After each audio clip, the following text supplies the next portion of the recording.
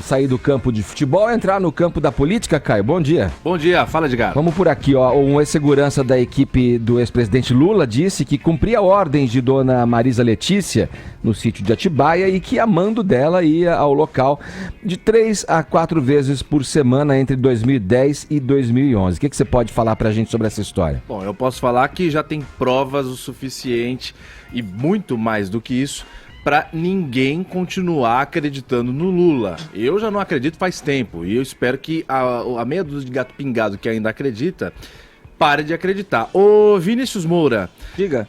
A gente vive num cenário brasileiro, no cenário do país, que poucas figuras públicas ainda têm credibilidade, correto? Correto. Até aí a gente está de acordo. Sim. Qual que é um dos poucos nomes que você tem ouvido falar bastante ultimamente, que você fala, esse sujeito é um funcionário público, é uma figura pública que merece respeito?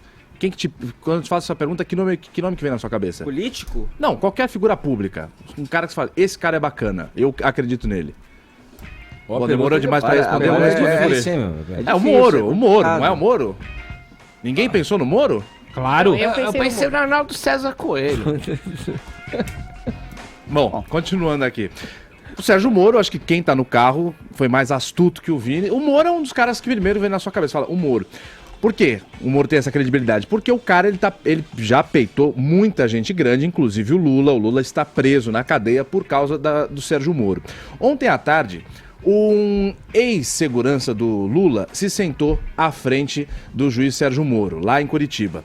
E quando começou o depoimento, como de praxe acontece, o juiz Sérgio Moro apresentou o número do processo, apresentou o nome do ex-segurança do Lula e falou para ele, olha, é o seguinte, o senhor está aqui na condição de testemunha, caso o senhor falte com a verdade, o senhor vai ficar sujeito a um processo criminal, de acordo? Aí o ex-segurança do Lula falou, olha, tudo bem, sim senhor, estou ciente. E aí começou a metralhar de pergunta. Esse ex-segurança do Lula foi ouvido na condição de testemunha de defesa de um ex-assessor do Rogério Aurélio Pimentel, ex-assessor também do Lula, no terceiro processo que envolve o nome do Lula no âmbito da Operação Lava Jato. É o processo que porque quer provar que o sítio em Atibaia sofreu reformas para encobrir propina de 3 empresas: Banco Chaim, Odebrecht e OAS. Um pouco mais de R$1 milhão pagos em propina em forma de reforma para acobertar a grana paga ao Lula. Esse ex-segurança do Lula falou para o juiz Sérgio Moro que ia, sim, de 3 a 4 vezes, ou até mais em algumas semanas, por semana, a mando da ex-primeira-dama do Brasil, Marisa Letícia, de que ele e o Aurélio iam sempre cumprir ordens da ex-primeira-dama Marisa Letícia. E toda vez que eles saíam de lá, que eles iam fiscalizar a obra e tal, eles ligavam para ela, olha, dona Marisa, a gente acabou de sair daí do seu apartamento em São Bernardo, agora já foi. Agora, no trecho que eu ia usar, a gente saiu do seu apartamento em São Bernardo, fomos a Atibaia e a gente cumpriu tais ordens ou não cumpriu tais ordens.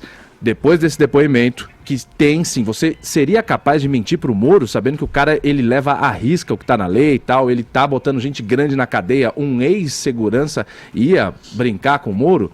Acho difícil.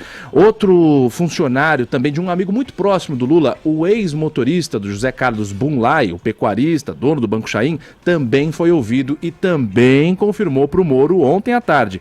Olha, seu juiz Sérgio Moro, é verdade, eu levei lá no mínimo 3 vezes o meu ex-patrão, o Bunlai, e eu já vi no meio do caminho, na Fernão Dias indo lá para Atibaia, ele combinar algumas coisas de reforma e tal. Qual que é o processo? O Ministério Público Federal acusa o Lula de ser o dono desse sítio, que está no nome de 2 laranjas, não está no nome do Lula. O Lula nega veementemente que esse sítio pertence a ele. Mas o Ministério Público tem provas, as fotos e tal, agora esses depoimentos, e o José Carlos Bunlai é réu no mesmo processo, acusado de ter intermediado todas essas reformas. Então, com isso, são mais agravantes, mais complicadores aí para a defesa do Lula e toda a corja dele. E nesse depoimento, Caio, o ex-motorista aí diz também que presenciou a fala do presidente, o ex-presidente Lula, dizendo que aquilo poderia ser um presente para dona Marisa Letícia, né? O sítio, né? A propriedade ali poderia ser um presente para a ex-primeira-dama também. Tonholi, o Lula está enroscado desse jeito aí, que todo mundo sabe, está preso.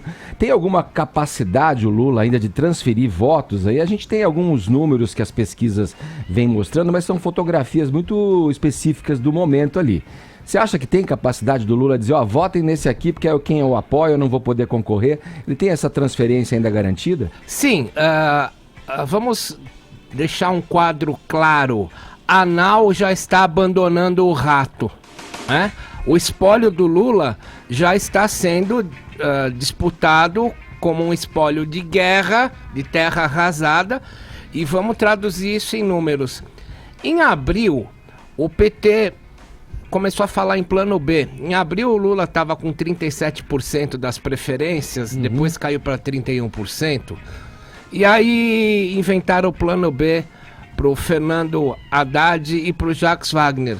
Como as pesquisas mostraram um peso pífio de 1% e 2%, o PT abandonou o plano B.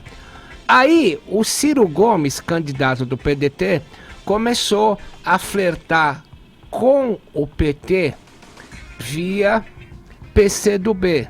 Foi negociar com o PCdoB e depois foi negociar com o PSB, partido ao qual pertence, por exemplo, o governador de São Paulo em exercício, Dr. França.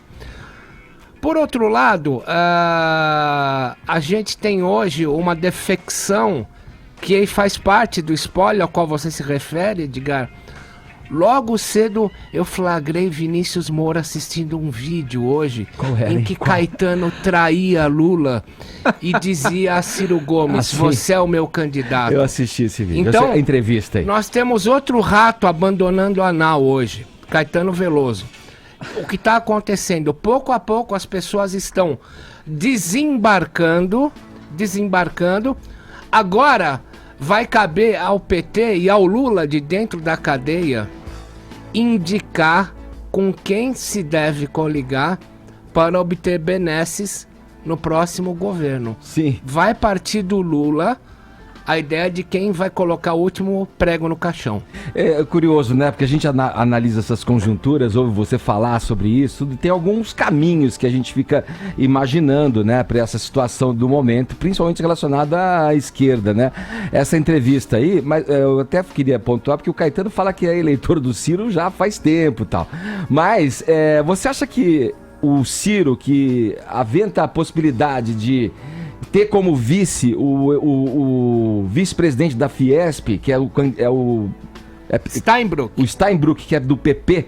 Quer dizer, ou o Lula indicaria talvez aí um nome, aí não sei se Jacques Wagner ou o Haddad, que vem à tona quando se fala em Lula não concorrendo, para vice na chapa de Ciro. Isso aí poderia dar pé? O que está acontecendo é que o senhor Ciro Gomes está trafegando com desenvoltura tanto pelas ditas esquerdas quanto pelas ditas direitas. Sim. Porque ele ao mesmo tempo em que ele negocia apoio com o PSB e com o PCdoB, ele negocia apoio do Democratas e do PP. Então, o maior negociador hoje do país é o Ciro. E o Bolsonaro me disse, na última vez que eu tive com ele aqui na rádio, que o futuro dele, Bolsonaro, dependeria de com quem o Ciro Gomes iria coligar.